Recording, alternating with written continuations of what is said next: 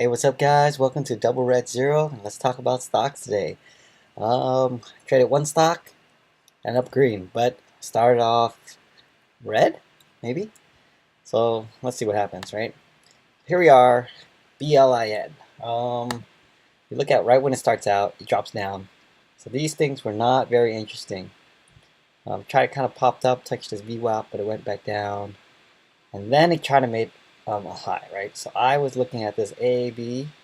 I consider this like the A right here, the B, the C. I put my stop at I think around 280, right? I think, let me check real quick. 290. So I put myself around 290.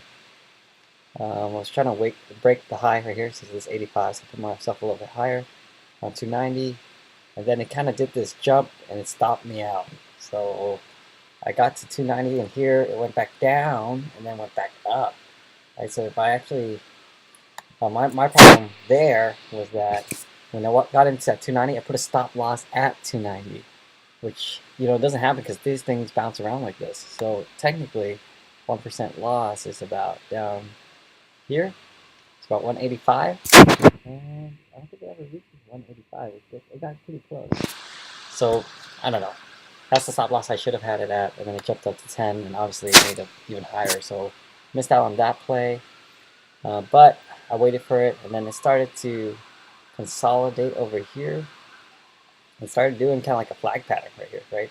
So I drew a flag, and I was trying to get in. I had 470 up here, and then went back down, stopped me out, and then I waited again because the flag wasn't diminishing yet. So 346, I got back in again. It went to 350. Typically, when a flag happens, I like to see high volume, and this was high volume, 500,000, but it typically should shoot way up.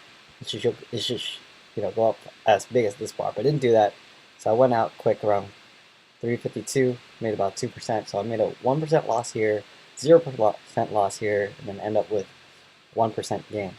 Right? I could have, if I held on, maybe I would have made 5 or 6%, but that wasn't the right play anyway. So that was the right move. And you saw how it kind of dropped down here to like, let's see how far that is, a 10% drop almost afterwards. So yeah, I don't like these creep ups because typically this is what happens after.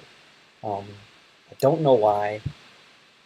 Why would it just drop? I guess people just, there's a lot of traders here, and as they, try to take it, they have some kind of stop loss, and when it drops and it sells, it just hits all these stops, maybe.